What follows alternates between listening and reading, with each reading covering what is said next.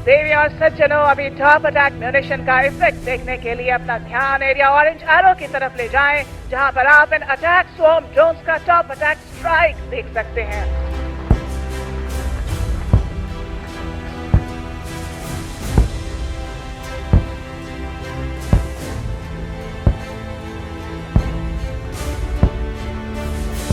अपनी सीमाओं की सुरक्षा को मजबूत करने के लिए भारत ने एक बड़ा कदम उठाया है। जिन ड्रोन्स ने भारत का साथ देते हुए पाकिस्तान के अंदर बड़ी तबाही मचाई थी, अब उन ड्रोन्स का रुख भारत ने LAC की तरफ भी कर दिया है। ऑपरेशन सिंदूर के बाद भारतीय सेना ने कॉम्बैट ड्रोन की तैनाती को तेज किया है। कामिकेज और FPV ड्रोन्स को प्राथमिकता दी जा रही है। ये ड्रोन्स दुश्मन पर तेज और घातक हमला करते हैं।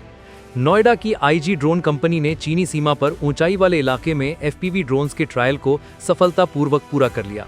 ऑपरेशन सिंदूर एक विशेष अभियान था, जहां भारतीय सेना ने ड्रोन्स का खूब इस्तेमाल किया।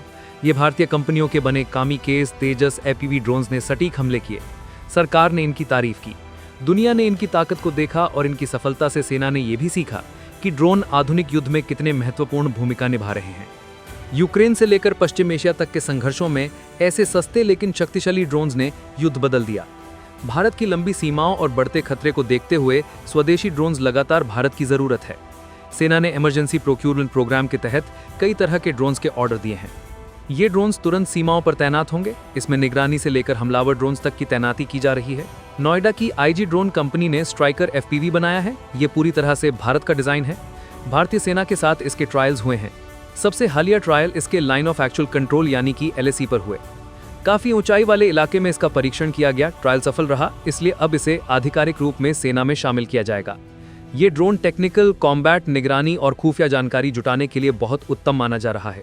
बताया जा रहा है कि 5 मिनट से कम समय में ये उड़ान भरने के लिए तैयार हो जाता है। 140 किलोमीटर प्रति घंटा की स्पीड से उड़ान भरता है। 30 मिनट तक उड़ सकता है। रेंज 4 किलोमीटर है। 1 किलोग्राम तक का सामान ले जा सकता है। इसमें बम, सेंसर या कोई भी पेलोड हो सकता है। खासियत यह है कि पेलोड ड्रॉप करने का सिस्टम और टाइमर बहुत सटीक हमले की गारंटी देता है। ये ड्रोन जंगलों, पहाड़ों, ऊंचाई वाले इलाके में भरपूर तरीके से काम कर सकता है। जिस तरह से परीक्षण के दौरान इंडो चाइना बॉर्डर पर इस ड्रोन ने अपनी सफलता दर्शाई है, उससे एक बात साफ है कि भारत लगातार स्वदेशी कंपनियों के जरिए इस तरह की ताकत अपने सेना में शामिल कर सकता है, जिससे दुश्मन पर एक बड़ा हमला किया जा सके।